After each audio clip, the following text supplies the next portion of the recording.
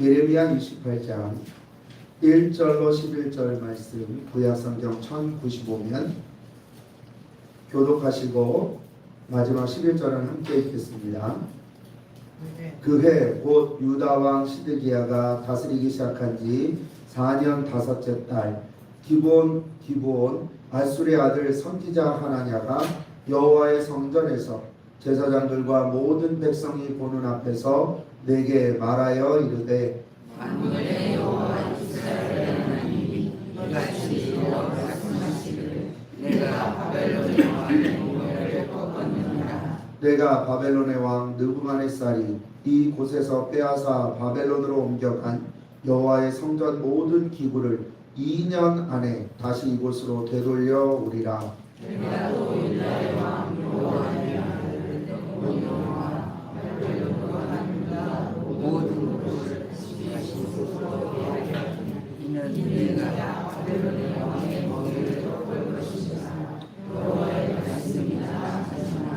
선지자 예레미야가 여호와의 성전에 서 있는 제사장들과 모든 백성들이 보는 앞에서 선지자 하나냐에게 말하니라. 선지자 예레미야가 말하니라. 아멘. 여호와는 이같이 하옵소서. 여호와께서 내가 예언한 말대로 이루사 여호와의 성전이 모든 꼴을 바벨론에서 이곳으로 들여오시기를 원하노라. 그러나 너는 내가 네 귀와 모든 백성의 귀에 이르는 이 말을 잘 들으라.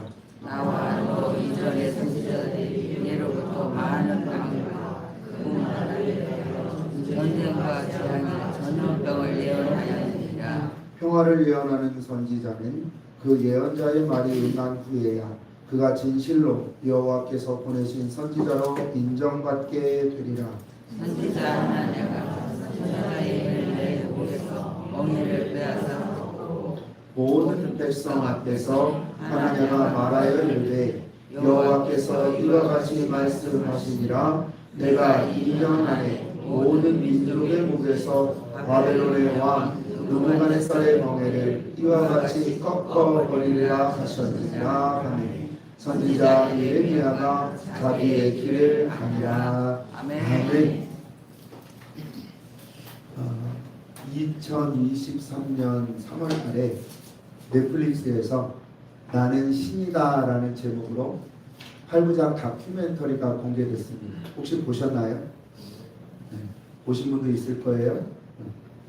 그 방송에서 JMS, 아가동산, 만민중앙교회 등 총 4곳의 사이비와 이단들을 집중 조명했는데요. 한국성전신문에 따르면 2023년 현재 우리나라에 하나님을 자칭하고 재림예수를 자칭하는 자들이 있습니다. 하나님 자칭하는 사람이 얼마나 될까요? 2023년 현재 약 50명 정도 되고요.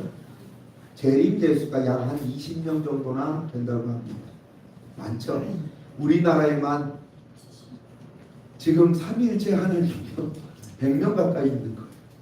그 사람들의 주장대로는 시대가 참 악하고 주의 나라가 멀지 않았다는 뜻일 텐데요. 그런데 이런 혼란 속에서 또 혜성같이 나타난 사람이 하나 있어서 조금 제가 경계가 필요해서 오늘 말씀을 드려요. 근데 이거는 그 사람을 비난하는 게 아니에요. 그 사람은 저하고 같은 동창이에요. 학교 선배예요. 그런데 그 사람이 가진 것이 잘못되어 있기 때문에 말씀드리는 가수 박진영 씨입니다. 요새 쇼츠 보시면 많이 뜰 거예요. 인터넷에 보면. 그 사람은 신학교에 간 적이 없습니다. 정규 신학 공부를 한 적도 없다는 뜻이죠. 근데 11년 전부터 자기 집 거실에서 성경 공부하는 사람들과 함께 우리나라 6곳, 미국 LA 한 곳에서 총 7곳에 첫 열매들이라는 이름의 교회를 세우기, 본인이 설교하고 심지어 신앙 저것도 합니다. 이렇게 세미나 같은 것도 합니다. 여기서 온라인 오프라인으로 몇 명 정도 모일 것 같으세요? 900명에서 1000명 정도 모입니다. 엄청난 숫자가 모이죠. 요새는 또 유튜브에서 아주 난리예요. 그 사람의 말을 들으면 아주 새롭고 이치에 맞고 가려운 곳을 막 긁어주는 것 같아요. 근데 이런 얘기 어디서 많이 들어보셨죠? 이단이 보통 이래요. 목사는 못 긁어주는데 이단이 긁어줘요. 그리고 사람들이 우와 저게 진리다 이거 따라간단 말이에요. 그의 말이 그런 것 같지만 자세히 들어보면 조금만 생각해도 진리이신 하나님의 말씀에서 많이 벗어난 자의적인 해석이 많아요. 이를테면 삼위일체 믿으십니까? 혹시 못 믿으시는 분? 삼위일체 믿으시죠? 하나님의 본체시잖아요. 그럼 삼위일체 설명할 수 있나요? 없나요? 삼위일체는 설명이 안 됩니다. 하나님의 비밀입니다. 그런데 박진영 씨는 삼위일체를 믿지 않습니다. 왜냐하면 성경에 없는데 학자들이 만들어낸 단어라는 거예요. 개념도 이해할 수 없다는 거예요. 그러면서 성령을 삼위일체 하나님이 아니라 하나님께 속한 생각이나 영 정도로 이야기합니다. 있다 없다 계속 사라졌다 나타났다 한다는 거예요. 또 예수는 그리스도라고 가르치지 않고 예수도 그리스도라고 가르칩니다. 이 말이 맞나요? 틀리나요? 예수는 그리스도인가요? 예수도 그리스도인가요? 아멘. 역시 우리 교회는 달라요. 예수는 그리스도예요. 여기서 그리스도는 메시아 기름 부음 받은 자라는 뜻이거든요. 하나님께 기름 부음 받은 주의 종이라는 뜻으로 메시아 그리스도라고 하는데 예수는 인간적인 이름이고 그리스도는 직분을 말하는 명칭입니다. 근데 그 사실은 그러나 우리는 예수 그리스도를 받아들이고 믿잖아요. 유일하신 구세주잖아요. 그런데 예수를 믿은 사람들은 왕 같은 제사장이라고 했잖아요. 왕과 제사장은요 기름 부어 세웠거든요. 아까 메시아 기름 부음 받은 사람 똑같다는 거예요. 그래서 구원받은 사람은 다 예수와 동급이다 이렇게 가르치는 거예요. 우리야 그게 말이 되냐라고 하겠지만 잘 모르는 사람은 그거에 교묘하게 넘어가는 거예요. 그런 말에 넘어가는 사람들이 자그마치 1000명이 된다고 하니까 참 이게 걱정스러운데요. 이처럼 어둡고 험악한 시대 속에서 우리가 정말 건강한 믿음을 지키려면 반드시 필요한 게 있어요. 하나님으로부터 비롯된 제대로 된 분별력을 갖지 않으면 어떤 사람도 흔들릴 수밖에 없어요. 모르는 사람은 차라리 잘 안 넘어져요. 근데 잘 아는 사람, 열심히 막 뛰어가는 사람은 발만 건드려도 넘어집니다. 우리가 그런 함정에 빠지지 않도록 시험에 들지 않도록 하나님 안에서 허락되어지는 그런 온전한 분별력을 가진 그런 우리 교회가 되시기를 소망합니다. 오늘 본문에도요 그런 모습이 나와요. 오늘 본문에 보면 예언 배틀이 벌어지고 있습니다. 누가 진짜냐를 주장하는, 내가 진짜다라고 주장하는 예레미야와 하나냐 선지자 두 사람이 서로 그냥 지금 예언 배틀을 하고 있는데요. 둘 중에 과연 누가 진짜일까요? 우리는 성경을 보니까 예레미야가 진짜라는 거 이미 알고 있잖아요. 근데 이 시대 사람들은 모르는 거예요. 어떻게 분별할 수 있을까요? 눈물의 선지자라고 하는 예레미야는 오늘 왕과 제사장과 백성들 앞에서 우리 왕이 유다 마지막 왕 시드기야거든요. 그 왕과 제사장과 백성들 앞에서 하나님의 예언을 선포하는데 하나님이 유다와 주위 나라들이 하나님 앞에 범죄했기 때문에 하나님이 바벨론 왕 느부갓네살 왕의 손에 붙이셔서 그를 섬기게 될 것이라 슬픈 패망의 예언을 하고 있어요. 근데 이게 이렇게 말하는 근거가 있어요.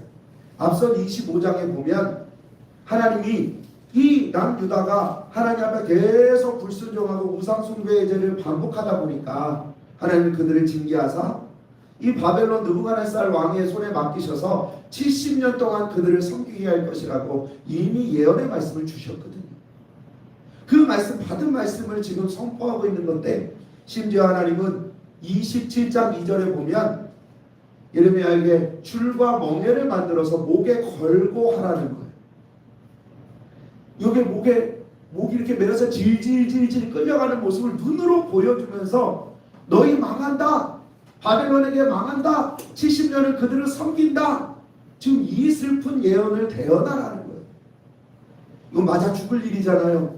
그런데도 하나님의 명령이니까 실제로 멍에를 메고 백성들 앞에 서서 지금 슬픈 이 예언을 대언하고 있어.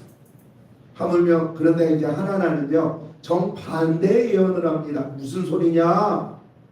하나님이 친히 바벨론 왕의 멍에를 꺾어버리신다. 그리고 잡혀갔던 포로들과 뺏긴 성전 모든 기물들을 2년 안에 다시 이곳으로 돌려보낸다고 하셨다. 희망의 예언이잖아요. 그러면 만약에 우리 성도님들이 이 예언을, 이 벤트를 들으신다면 어느 쪽 손을 들어주시겠습니까? 응? 하나님 말이 와 하고 박수치지 않겠어요? 예레미야 그러지 않겠어요? 그런데요 이 말을 들은 예레미야가 그렇게 얘기합니다. 그래 진실로 하나님이 네 말을 그대로 이루어 주셨으면 좋겠다. 그러나 평화를 예언하는 선지자는 그 예언자의 말에 응한 후에야 그가 진실로 여호와께서 보내신 그런 선지자인 줄 증명될 거라는 거예요. 확인될 거라는 거예요. 말만 하는 게 아니라 결과로 너의 진위가 결정된다는 거예요. 근데 하나님은 이제 기분이 나쁘죠. 목에 맨 멍에가 얼마나 크겠습니까? 빡빡하고 있습니다. 그거를 빼가지고 깨트려버리고 다시 한번 이 듣기 좋은 말을 딱 하는 거예요. 이처럼 분별력이 없이 함부로 말을 하는 거예요. 이 결과는 이 당시의 사람들은 아무도 몰라요. 성경에 보니까 하나님이 이 예레미야의 말대로 이스라엘 백성들이 바벨론에 끌려갔다가 70년 만에 돌아오게 70년부터 돌아오게 돼요. 이 일을 이루심을 통해서 하나님의 말은 거짓이고 이 예레미야의 말이 진실이라는 걸 보여주셨잖아요. 근데 중요한 게 있습니다. 하나님은요 신명기 18장 22절에서 이미 말씀하셨어요. 만일 선지자가 있어 여호와의 이름으로 뭔가를 얘기할 때 증언이나 성취함이 없다면 이것은 여호와가 말씀하신 것이 아니라 그 선지자가 지 마음대로 한 말이라는 거예요. 그러니까 그는 두려워하지 말지니라. 그리고 이스라엘의 마지막 사사이자 위대한 선지자 사무엘이 사무엘상 15장 25절에서 얘기합니다. 이스라엘의 지도자는 거짓이나 변개함이 없으시니 그는 사람이 아니시라는 거예요. 그래서 결코 변개함이 없으십니다. 고백하고 있습니다. 이처럼 성경은 모든 것을 계획하시고 모든 것을 당신의 뜻대로 이루시는 하나님만이 모든 옳고 그름을 분별하시는 유일한 기준이라는 걸 밝히고 있습니다. 근데 이 당시의 사람들은 그 말을 잘 모르잖아요. 그런데 결과로 말씀하십니다. 성경에 기록된 그대로. 그러면 제가 드리는 말씀을 지금 어떻게 분별하실 수 있을까요? 목사가 하는 말이 진짜인지 가짜인지 어떻게 확인하실래요? 결과가 나와봐야 알 거 아니에요. 그런 의미에서 좀 주의하시라고 말씀을 드려요. 우리 지금 이렇게 우리 예배하는 중에는 저처럼 말씀을 전하는 사람도 있잖아요. 그리고 함께 듣기도 하잖아요. 그런 의미에서 먼저 우리는 헷갈리지 않기 위해서 말씀을 전하는 선지자의 정체성을 바로 알아야 되는데 오늘 성경의 기록 선지자로 번역된 원어는 전달하는 사람이라는 뜻이에요. 그냥 자기 말을 해석해서 말하는 사람이 아니고 전달하는 사람. 하나님이 신명기 18장 18절에서 말씀하셨습니다. 내가 너희 형제 중에서 너와 같은 선지자 한 사람을 너희를 위해 일으키고 내 말을 그 입에 두리니 내가 그에게 명령하는 모든 것을 그가 너희에게 다 말하리라. 여기서 하나님이 세우시는 진실된 사람, 진실되게 말씀을 전하는 사람의 세 가지 요건이 말씀되고 있습니다. 하나는 하나님이 하나님으로부터 세움을 받은 사람이어야 돼요. 그래서 목사는 아무나 할 수 없어요. 반드시 신학교육을 받은 사람이어야 돼요. 그것도 4년 가지고는 안 돼요. 저 신학을 오늘 이 자리에 서기 위해서 대학 4년 그리고 대학원 3년에 석사과정까지 총 9년의 세월을 신학 공부를 했어요. 그런 과정이 물론 사람이 만들어 온 과정이지만 그 가운데서 하나님에 대해서 배우고 기도하고 말씀을 연구하면서 충분한 소양이 갖춰진 다음에 이 자리에 서게 됩니다. 물론 부족해. 연약하지만 기본적인 소양을 가져요. 그리고 그 가운데 안수가 될 때 하나님이 그 사람을 기름 부어 세우시는 거예요. 그래서 저는 이 자리에 서 있는 거예요. 그리고 두 번째는 그렇게 세움을 받았다면 하나님의 뜻을 먼저 알고 깨달은 사람이어야 되는 거예요. 그리고 깨닫고 아는 것을 세 번째로 그대로 전달할 수 있는 사람이 돼야 돼요. 그런데요, 말씀을 전하다 보면 한 가지 딜레마에 계속 사라져요. 어디까지가 주신 말씀인가? 어디까지가 내 생각과 판단인가? 항상 그 가운데서 설교자들은 헷갈립니다. 여기서 말씀을 전하시는 선생님들도 마찬가지죠. 아이들에게 말씀을 전하고, 그리고 혹시나 어디 가서 내가 주의 복음을 전하게 될 때 과연 어디까지가 하나님의 말씀이고 주신 말씀이고 어디까지가 내 생각이 포함되는 것인가? 우리는 연약한 인생이다 보니까 100% 순수한 하나님의 말씀을 전하기는 참 어려워요. 그러나 최대한 그 말씀이 순수하게 되어질 수 있으려면 내 견해와 생각들을 최대한 배제해야 되잖아요. 그래서 말씀을 가진 자는, 말씀을 선포해야 되는 사람은 늘 하나님 앞에 겸손하게 기도해야 돼요. 하나님, 이 말씀이 하나님의 뜻이 맞습니까? 그 말씀을 내게 주셨다면 그 말씀을 품고 계속 기도해야 돼요. 내 마음속에 계속 되새기고 또 되새기고 확인하고 또 확인해야 돼요. 그러다가 이 말씀이 맞다 생각할 때 전하는 거예요. 오늘 제가 전하는 말씀도 그렇게 회복되어, 그렇게 제 안에서 경험되어진 말씀을 증거하는 거예요. 우리가 그런 자세를 잃지 않으면, 그런 자세를 잃어버리면 거기에 자꾸 하나님처럼 사람의 마음이 들어가요. 사람의 마음이 들어가는 순간 하나님의 말씀은 깨어지게 되고 그 끝에는 구원이 아니라 사망이 있게 되는 거예요. 박진영 씨가 문제라는 건 그거예요. 다른 게 아니에요. 그 사람이 만약 신앙을 안 했어도 정말로 하나님 앞에 열심으로 기도하며 하나님이 주신 은혜로 정말 바르게 깨닫고 바르게 전한다면 아무 문제 없어요. 근데 엉뚱한 생각을 하잖아요. 자기는 대단하다고 이야기하고 뭔가 좀 특별한 걸 발견했다고 얘기하는데, 아니 삼위일체가 성경에는 없어도 성경에 그 내용이 그대로 기록되어져 있잖아요. 함께 일하시는 분이잖아요. 근데 그 단어가 안 나온다고 부인하고 성령을 하나 낮춰서 뭐 하나님의 생각 정도로 치부하고 예수가 그리스도지, 예수도 그리스도라는, 우리가 다 그리스도라는 뜻이에요. 그건 말도 안 되는 얘기잖아요. 거기에 자기의 생각과 판단이 들어가면 이렇게 되는 거예요. 짬뽕이 돼버리는 거예요. 우리가 이런 일이 되지 않으려면 일단은 전하는 사람부터 제대로 전해요. 그래서 저를 위해 기도해 주셔야 돼요. 항상 말씀을 전하는 사람이 사람의 생각과 판단과 감정에 치우쳐서 말도 안 되는 이야기를 하지 아니하도록, 그를 저를 위해서 기도해 주셔야 돼요. 그래야 우리가 드리는 예배가 온전해지고 그 온전한 예배 속에 우리의 믿음이 더 완숙하게 성장해 나갈 수 있는 거예요. 그래서 저뿐 아니라 오늘 들으시는 분들에게는 해당되지 않는 말일 수도 있지만 꼭 무슨 가르쳐야 이런 게 아니잖아요. 내 자녀에게, 내 손주에게, 누군가에게 내가 복음을 전할 때가 온다면 우리는 전하는 자가 되어야죠. 해석해서 가르치는 자가 되면 안 돼요. 주시는 은혜대로 전하는 자가 돼요. 그런 의미에서 늘 하나님께 겸손한 무릎으로 기도하시고 하나님의 뜻을 구하는 우리 교회 되시기를 소망합니다. 그리고 저를 위해서도 기도해 주시기를 부탁을 드립니다. 그리고 또 하나는 이제 듣는 자의 입장에서 헷갈리지 않으려면 반드시 기억해야 될 사실이 있습니다. 예배는요, 우리의 삶을 형통하게 하는 쪽집게 과외 시간이 아니고 진리가 선포되어지는 시간입니다. 한번 따라해 주시길 부탁을 드립니다. 예배는 진리가 선포되는 시간입니다. 예배는 진리가 선포되는 시간입니다.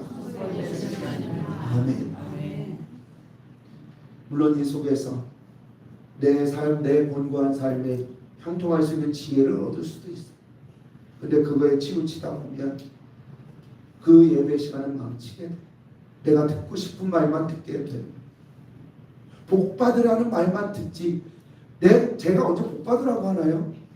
저는 복 받으라고 얘기 안 해요. 다만 복의 근원이 하나님이시기 때문에 제가 복 받으라는 얘기 안 하는 이유는 딱 하나예요.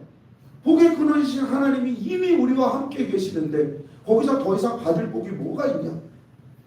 근데 앞이 딱 자르고 복 받으라고 그랬다고. 말도 안 되는 얘기. 우리가 듣고 싶은 얘기만 들어서는 안 돼. 그냥 선포되어지는 그 말씀 그대로 들을 수 있는 그런 믿음의 자세가 되어야 돼. 그래야 헷갈리지 않는 거예요.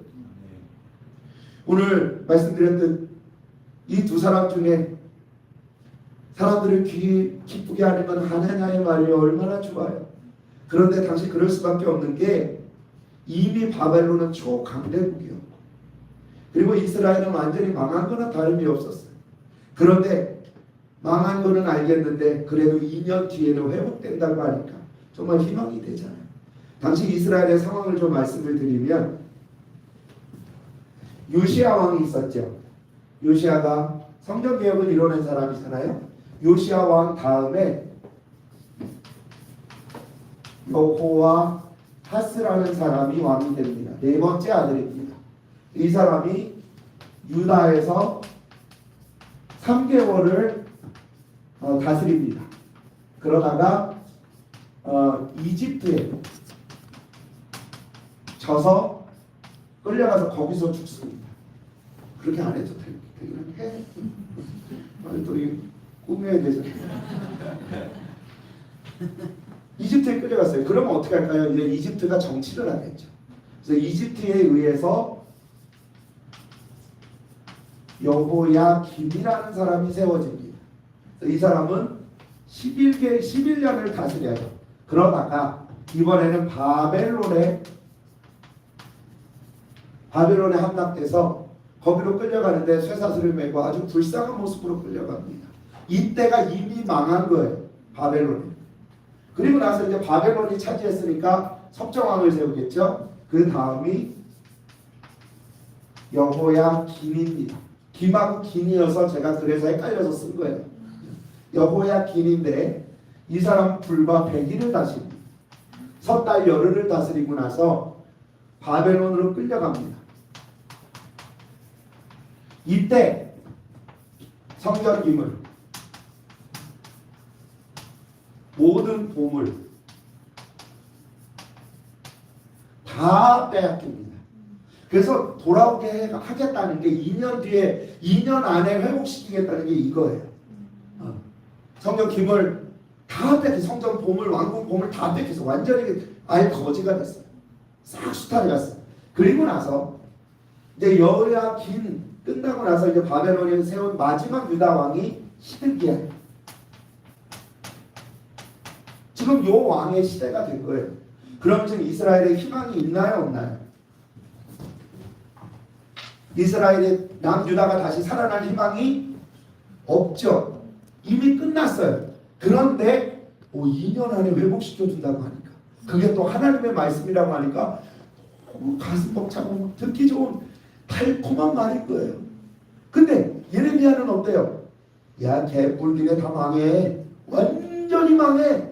그리고 70년 동안 저 밑에 섬기게 될 거요. 이러니까 아주 귀에 거슬리는 거예요. 그 당시는 예레미야, 그러니까는 이 예레미야를 구박할 수밖에 없는 거예요. 죽이려고 들고 막 물 없는 구덩이에 빠뜨리고 막 핍박할 수밖에 없는데 저렇게 듣기 싫은 말을 계속 하니까. 더더군다나 예상도 아니고 하나님의 말씀이라고 아주 그냥 담대하게 얘기하니까 하나님의 말에 그냥 귀가 쏙해가지고. 근데 결과는요, 우리가 알다시피 이스라엘은 완전히 바벨론에 망했고요. 그 후로 70년 후에 고레스 왕 때, 이제 나라가 바뀌어요. 그래서 고레스 왕 때 스룹바벨이 이끈 첫 번째 귀환을 시작으로 약 100년에 걸쳐서 3번에 걸쳐서 돌아오게 돼요. 70년 끝나고 딱 돌아온 게 아니에요. 그때부터 시작 약 100년에 걸쳐서 3번, 그것까지 포함해서 3차에 걸쳐서 돌아오게 되는데 몇 명이나 돌아왔을까요? 수없이 끌려갔는데 1차 때 돌아온 사람은 49,000명 정도 되고 약 5만 명 정도 되고 2차 때 돌아온 사람은 약 3,000명에서 5,000명 돼요. 3차 때는 수가 기록되지 않아요. 몇 명인지 몰라요. 그런데 예상대로라면 다 합쳐도 10만 명이 못 됐을 거예요. 수많은 사람이 끌려가는데 그것밖에 안 되는 사람이 돌아오게 된 거예요. 하나님의 말이 맞나요, 틀리나요? 다 틀려요. 포로가 끌려간 포로도 다 돌아온다고 했는데 돌아온 사람은 10만 명밖에 아니 10만 명도 안 됐고요. 그 중에서 지금 끌려갔다가 돌아온 사람이 아니라 그 사람은 다 없어요. 다니엘은 다 없고요. 나머지 그냥 거기서 나고 태어난 사람들이나 오게 된 거예요. 지금 거의. 그러니까 이거는 이 하나님께서 성경의 역사를 통해서 결과를 통해서 하나님의 말은 듣기 좋은 거짓말이고 예레미야의 그 귀에 거슬리는 말이 진짜라는 걸 증명해 주시고 아까 말씀했잖아요. 예레미야가 평화를 예언하는 선지자는 그 예언자의 말이 응한 후에야 그가 진실로 여호와께서 보내신 선지자로 인정받게 되리라. 결과를 보면 알게 된다는 거예요. 그럼 여기서 한 가지, 우리도 만약에 똑같은 얘기를 듣는다면 이쪽으로 귀를 기울여질 거라고 했잖아요. 우리가 신앙생활하고 예배드리면서 가장 많이 생각하는 말이 꿀송이처럼 달다는 말을 생각해요. 하나님 말씀이 들려들 때 막 송이꿀처럼 달아서 내 입이 막 쩍쩍 들러붙을 정도로 달고 행복했으면 좋겠다. 근데 진짜 그러세요? 그런 때도 있지만 때로는 정말 쓸개보다 더 쓰고 채찍보다 더 고통스러운 때도 얼마든지 있어요. 그러면 우리는 원망해. 하나님, 도대체 내가 뭘 잘못해서 나한테 이러시나요? 저 목사가 내 약점을 붙들고 아주 나의 후벼 파는구나. 또 그런 사람도 있어요.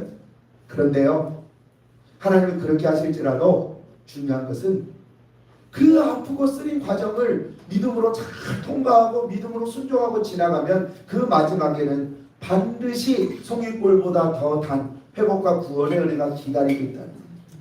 하나님은 처음서부터 그런 은혜를 베푸실 때도 있지만 그 처음은 달라질 수 있어요. 채찍이 될 수도 있고 쓴 게 될 수도 있고 달콤한 게 될 수도 있지만 마지막에 순종하는 자에게는 반드시 달콤함이 준비하고 기다리고 있다는 거예요. 그게 하나님의 마음이에요. 그런 의미에서 우리 앞으로 설교 들으실 때 좋은 말을만 기대하지 마세요. 절대로 좋은 말만 기대하시구나. 만약에 목사가 매주 올 때마다 1년 365일 좋은 말만 해대면 제가 부패한 거예요. 둘 중에 하나, 우리가 칭찬받을 만한 그런 믿음으로 살고 있든가 아니면 목사가 부패해서 그래요. 하나님의 뜻을 제대로 알지 못해서 하나냐처럼 돼버린 거예요. 혹시라도 설교를 들을 때 내 마음이 막 파이고 고통스럽고 정말 미칠 것 같다면 그거는 목사가 찌르는 게 아니고 하나님이 목사를 통해서 그 마음을 건드리시고 감정을 건드리시는 게 아니라 그 중심을 건드리시고 건드리시는 이유는 너 죽어봐라가 아니고 깨닫고 돌아오라고 우리의 마음을 감동시키시는 거예요. 그런 의미에서 제 말이 앞으로 걸리신다면 먼저 기도하세요. 하나님, 이 말을 내게 듣게 하시는 이유가 과연 뭔가요? 우리가 착한 일을 했다면 하나님 반드시 칭찬하세요. 그러나 하나님 앞에 죄를 범했다면 반드시 공의로 우리를 엄하게 징계하세요. 하나님은, 하나님의 진리라는 건 이런 거예요. 하나님이 정하신 그대로 이루시는 거예요. 그럼에도 불구하고 그 공의가 우리에게 두렵지 않은 건 그 끝에 말씀드렸듯 사랑과 긍휼로 얼룩지어진 다듬어진 그 아름다운 꿀송이처럼 단 은혜가 거기에 기다리고 있기 때문에. 그래서 앞으로 우리 말씀을 들으실 때 어떤 말씀이든 아멘으로 화답하시기 바라요. 그 말씀이 내 것입니다. 받아들이시고 온 마음과 힘과 뜻을 다해 그 말씀에 순종하려고 노력하세요. 그 말씀을 거울 삼아서 내 자신을 비춰보려고 노력하세요. 우리가 거울을 보는 이유는 다듬으려고 보는 거잖아요. 하나님의 말씀을 거울로 삼는다는 건 그 말씀을 통해서 내 자신을 돌아보고 바꿔 나간다는 뜻이에요. 그런 우리의 노력이 있을 때 성령께서 그런 진실함과 겸손한 믿음을 보시고 들려진 하나님의 말씀을 우리 안에 온전한 기둥으로 삼아주셔서 좌로나 우로나 치우치지 아니하도록 아무리 어두운 밤에도 유혹당하지 아니하도록 길을 잃지 않도록 우리의 삶을 책임져 주실 줄로 믿습니다. 우리 그렇게 하나님의 말씀을 아멘으로 받지 않으면 자꾸 내 듣고 싶은 말만 들으면 박진영에게 쏙 가요. 해주고 싶은 말 듣고 싶은 말 다 해주니까. 근데 교회는 절대로 그렇게 안 해요. 하나님은 우리를 위로하시는 분, 물론 위로도 해주세요. 근데 내 분위기 기분 맞춰주시는 분이 아니에요. 하나님의 뜻을 전하시는 분. 그래서 예배는 진리가 선포되는 시간이라고 얘기하는 거예요. 그러기 위해서 하나님의 말씀이 어찌하든 아멘으로 그 말씀을 화답하시고 그 삶을 내 삶에 이뤄가도록 노력하는 우리에게 되시기를 소망합니다. 그리고 또 하나 기억해야 될 것, 헷갈리지 않으려면 하나님과 눈이 마주쳐야 해요. 한번 따라해 주시기 부탁드립니다. 하나님과 눈이 맞겠습니다. 눈이 맞겠습니다. 아멘. 원래는요 같은 것을 봐야 되는 게 그게 최종인데 아니 같은 곳 아무나 보나요? 일단 눈이 맞아야 그 다음에 같은 것을 볼 수 있는 거예요.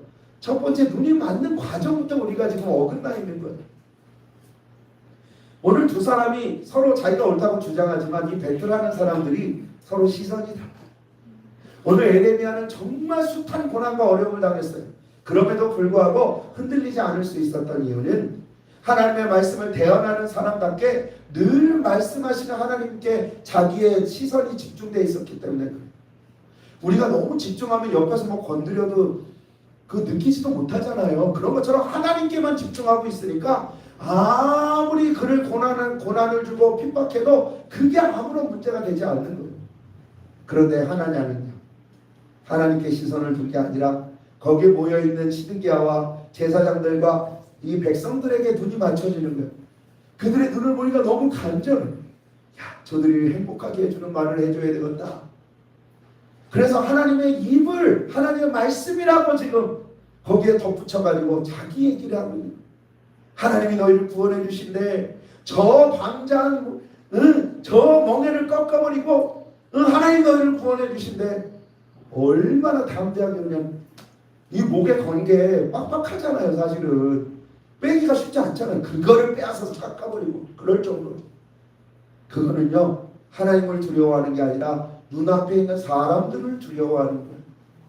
그 사람들의 비유 맞추고 그 사람들을 기쁘게 하기 위해서 그래서 그는 그들의 눈치를 보고 그래서 그걸 빼고 멍에를 꺾어버렸는데 이게 얼마나 무서운 일인지. 멍에는요 소유권을 얘기하는 거예요. 주인이 자기 소에게 멍에를 메고 꽃두레를 끼잖아요. 오늘 예레미야가 멍에를 매게 된 것은 하나님의 명령 때문에 줄과 멍에를 준비해서 내 목에 매라 하나님의 말씀대로 거기에 메고 상징적으로 보여주는 거 이게 끌려가는 비참한 모습을 보여주는 것이기도 하지만 나는 하나님께 속한 종입니다. 믿음의 고백인 거예요. 그래서 그걸 끊어버렸다는 거예요. 하나님의 시선이 이 예레미야와 다르다는 거예요.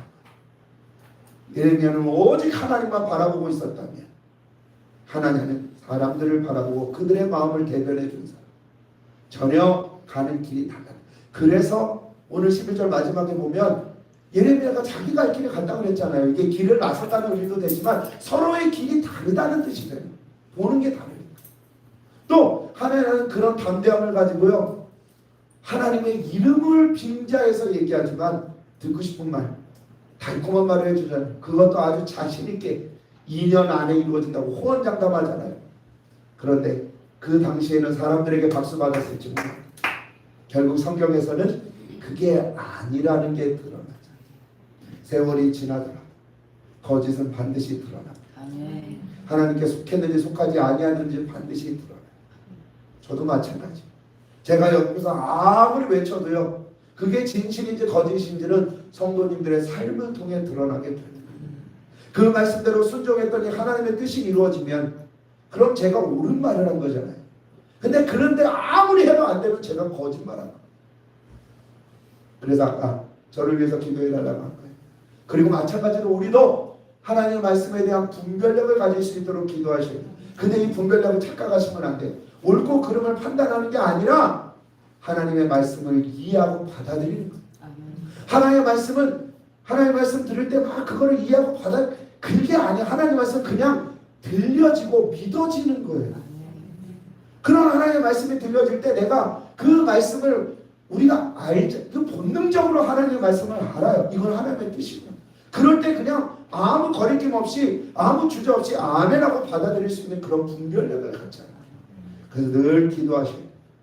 하나님의 음성을 들어본 사람이 하나님의 형상을 물론 이제 음성과 형상이라고 그러니까 이게 시험 드시는 분들도 있겠지만 하나님은 경험해 본 사람 하나님의 역사심을 느낄 수 있는 끊임없이 하나님께 다가가야 경험하게 되고 말씀하실 때 그 경험을 분별력 삼아서 하나님을 받아들이게 됩니다. 그래서 우리 분별력을 가지시기 바랍니다. 그러면 반드시 하나님과 눈이 맞춰져요. 그런 의미에서 우리 등대와 같은 하나님을 기억합니다. 우리가 시선이 중요한 이유는 시선에 따라서 발걸음도 달라지고 방향도 달라지고 결과도 달라져. 등대가 그 검은 밤 속에 방 가운데 등대 하나 서 있으면 그 등대는 외롭지만 그 불빛 보고 가는 거예요.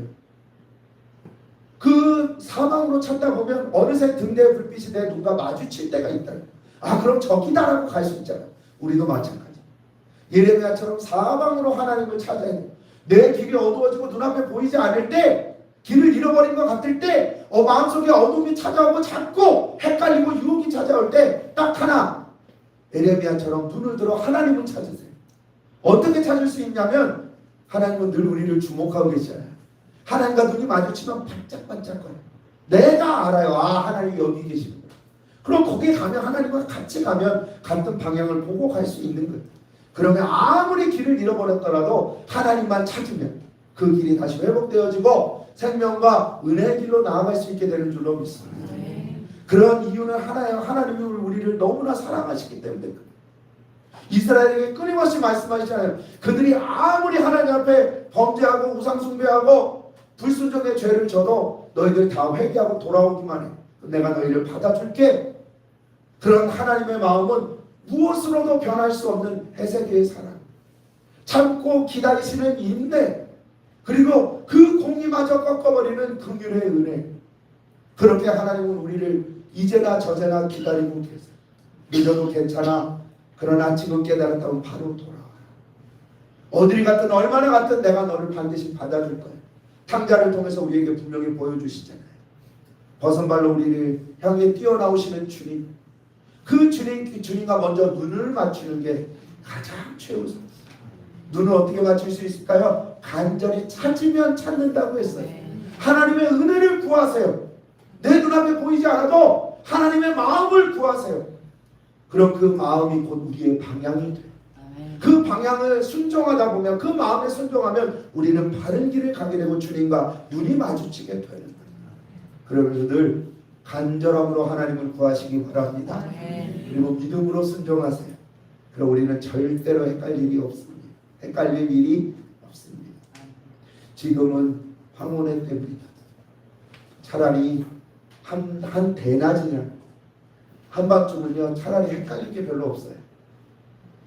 대낮은 다 보이니까 그냥 가면 되고, 어두운 밤에는 불빛 찾으면 되잖아요. 근데 아주 그냥 이런 노을이 질 때가 되면 여기저기서 비슷비슷해 보여서 얼마나 헷갈리는지 몰라요. 이 마지막 시대가 그래요. 주님이 오실 이 마지막 시대에, 가까운 이 마지막 시대는 여기저기서 내로라 하는 사람들이 얼마나 많은지 몰라요. 우리나라에만 지금 100명 가까이 있다고 했잖아요. 3년 만에 아마 더 늘어났을 것 같은데, 그 사람들이 여기저기서 내가 재림 예수, 내가 하나님이라고 외쳐요. 우리를 유혹해요. 그 유혹에 빠지지 않는 길은 딱 하나밖에 없어요. 하나님 곁에 붙어있는 방법밖에 없어요. 하나님의 말씀을 내 유일한 기준으로 삼는 방법밖에 없어요. 더욱 힘써 하나님을 찾으시기 바랍니다. 지금은 그냥 대충 신앙생활할 때가 아니에요. 깨어 근신하며 기도할 때이고, 세월을 아끼며 하나님을 찾아야 될 때예요. 그러지 않으면 한순간에 우리는 넘어질 수 있고 한순간에 유혹당할 수 있습니다.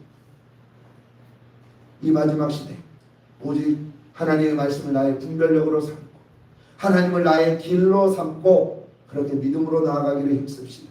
그럼 반드시 하나님은 그렇게 간절하고 겸손한 우리의 마음속에 반드시 우리 발의 등이요 길의 빛이 되어 주시옵소서. 주님의 길로 벗어나지 아니하고 늘 생명의 길로 나아갈 수 있도록 우리의 발걸음 인도해 주실 줄로 믿습니다. 그렇게 주님으로 말미암아 선한 분별력을 가지고 이 마지막 시대에 단호한 믿음으로 살아갈 수 있는 우리 교회 되시기를 소망합니다. 기도합니다. 살아계신